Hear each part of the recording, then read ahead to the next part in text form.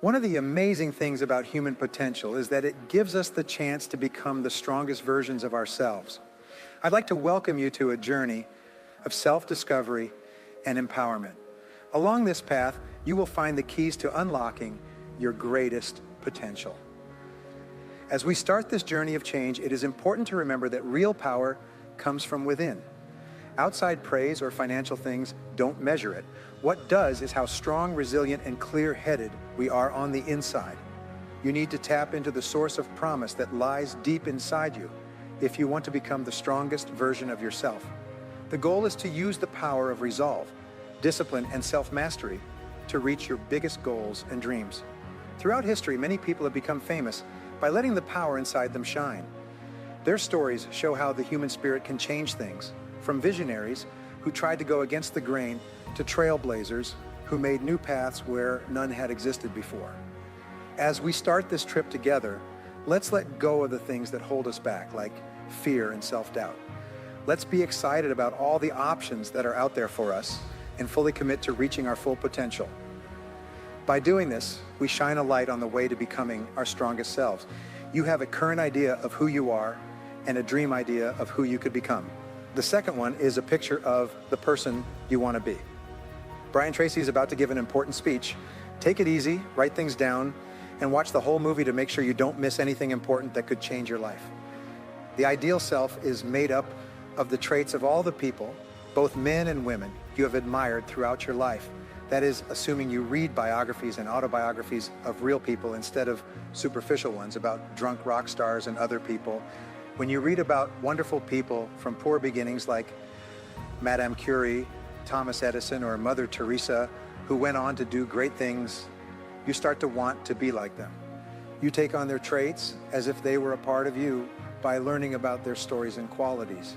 So, when you're in situations that call for bravery, drive, or happiness, you picture yourself acting like the people you look up to. You develop a higher and clearer mental ideal as you read more stories about famous people. This goal becomes the model you use to judge your own progress. Then there is a dynamic conflict between the person you are now and the person you want to be. Becoming is very important. Know that someone who thinks they're great isn't really willing to get better. When someone thinks they are their best self, they often don't have the unconscious urge to be more like them. This is the reason why you should think about and talk about the people you respect. For many young people today, the worst thing is that they look up to heroes like divas, rock stars, basketball players, dancers, and more. Those are the people they look up to. You can also ask, who do they look up to? Who do they look up to? What do they talk about? What do they watch? Who do they play again? Who do they talk about? And so on.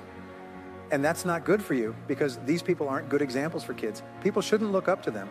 When I was growing up and coming from a bad home, role models, mostly guys, took me in and changed my life in big ways for the better. They became examples for me, and I still look up to them after all these years. I remember that I wanted to be someone they would like. Someone once asked Somerset Maugham why he wrote so much, and he replied with a beautiful line that I think fits life. He said, "I write to earn the respect of the people I respect." I've learned that's what we do in life too. The things we do are meant to earn the respect of those we value, and make sure you don't lose their respect. There are many of us who would do terrible things and give up a lot to keep the respect of someone we value. It's very important to know whose respect you value, who matters the most to me, whom do I really care about? Then you think about what you should or shouldn't do to get or keep this person's respect. You don't need to know them. They can be great people. What you think about yourself now is different from how much you like yourself, which is your self-ideal. Also, I found something interesting. This is your self-image, and this is your self-ideal. You are now the best person you could be. The two are constantly tense with each other. Your self-esteem goes up every time you do something in the present that fits with the person you want to be. You care more about and like yourself more. In the short run, your self-esteem goes down every time you do or say something that irritates, angers, or makes you irritable. Or every time you change from the person you really want to be. Since this is the case, great people are always trying to change how they act to become more like the person they most admire. You like and respect yourself more every time you do something that makes you more like the best person you can be. being the things that you know other people will respect. The things that the people you admire the most would show becomes a way of life. It's not small, but it's very big. The difference between how you see yourself and how you want to be is a big part of your self-esteem. If this gap gets smaller, it means you feel good about your self-worth. If it grows because you said or did something you don't like and are aware that you're not happy about it, your self-esteem will go down.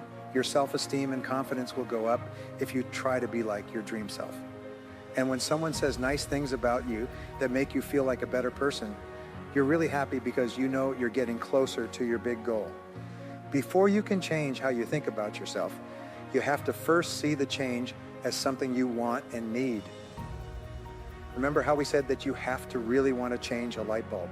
You have to think that changing is good, something you want, and something you have to do if you want to reach your full potential. Being a very well-controlled, organized, and positive person is part of your self-concept. You might say, this is essential if I want to have the most influence in my circle, or even become a great salesman.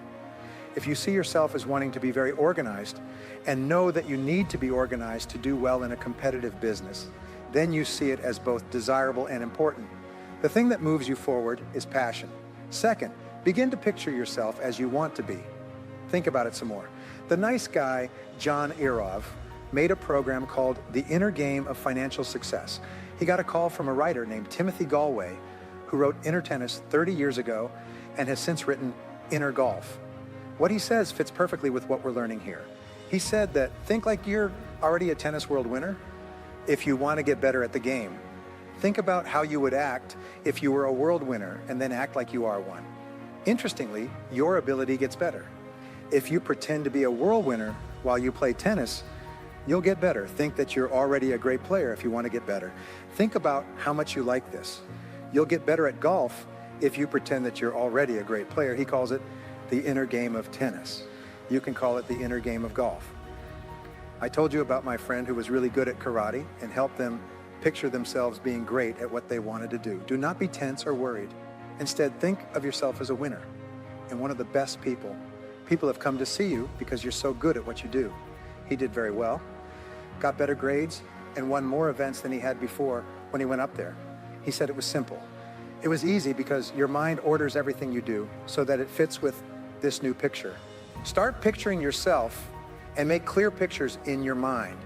A picture you imagine is an order to your subconscious mind. When you picture yourself doing your best, your subconscious mind plans your actions and behaviors to match the picture you just fed it. It's almost like the picture is the command or the seed, and your thought is the garden.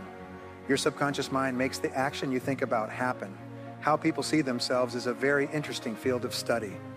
Imagine yourself being happy, successful, and full of confidence. As you think about these things, you will start to act in ways that match your mental picture. Of course, it's normal for you to act in this way. As we've already said, every time you visualize, your subconscious interprets it as a new command, as if you'd done it again. Keep playing the image over and over again before every important event, and you'll be successful. I may be getting ahead of myself a bit, but your image needs to be clear, vivid, and exciting. In other words, the more clear your picture is of how you'll perform or how you'll look in the future, the faster it will come true. The most important thing is that it is bright. That's why you put the pictures of a house where you can see them when you go to look at it or take pictures of it. Read design magazines with pictures of beautiful homes or home and garden articles about beautiful homes or sunsets. Look at those pictures to feed your mind, almost like putting them into your mental computer. Finally, your mind's computer works hard to quickly find you the kind of home you want. I'll tell you a short story. A couple came to my talk in Edmonton when I was living there. He was sent from Toronto, which is 3,000 miles to the east, to Edmonton, which is growing. While she was packing, they put their house on the market. He came first to find a house and meet new people. He began this process after going to my class in Toronto 3 or 4 years ago. After going to my class in Toronto, they started using this method. There was a scrapbook nearby, and they cut out pictures of pretty homes from magazines and stuck them in. This house was their dream home. After about 3 years, he was moved, but they kept adding pictures to the book while he was gone. One day, they saw an article in Better Homes and Gardens magazine about the perfect house. It was beautiful and had everything they wanted. The living room, the bathrooms, the views, the garden. The view from the front of the house over the valley, the beautiful landscaping inside, and the rooms on the second floor. They took this whole picture out and put it in their album. They would get out the book and open it every weekend, getting lost in the pictures to clear their minds. They imagined walking through that house, being in the living room, cooking in the kitchen, sleeping in the bedroom, and taking in the view from the house. Every week until he was sent back to Edmonton, they did this again and again. He got in touch with a few real estate agents. They told them about a house from Better Homes and Gardens that wasn't available at that time, but would be offered by their company on Saturday. One of them wasn't interested, but the other told them about it. They agreed to let him show them the house if they were interested. They had dinner together after his wife got there Friday night. They had been dreaming of this house for 3 years. The next morning, the real estate agent picked them up at the Westin Hotel in downtown Edmonton and took them to the best part of town, West Edmonton, to see the house that looked like it was from Better Homes and Gardens. "Oh my God, this is the house!" they yelled as they walked in. The only house they saw was that one, and the next question was whether they could afford it.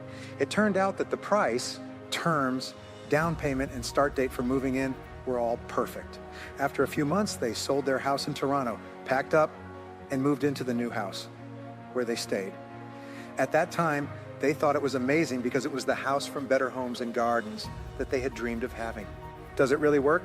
Yes, this is the house. Does it work? I am in right now. There were 42 things on our list of things we wanted in a house. We moved twice before we got to San Diego. We found 41 of the 42 things in this house when we got there. The missing item, number 42, was a built-in cleaning system. We hired a maid because of this. Does it work? Yes, and what do you need? A bit of paper. Your mother will give you a piece of paper if you can't pay for one. In any case, she wants you to leave the house. So, what do you look like? It's important that your picture is clear. The clearer it is, the faster it will come true. Affirmations are strong. Good things you say to yourself and really believe. The things you tell yourself and believe are the most powerful in the world, making promises. You have a lot of promise for the future. To put it another way, you mostly become what you tell yourself.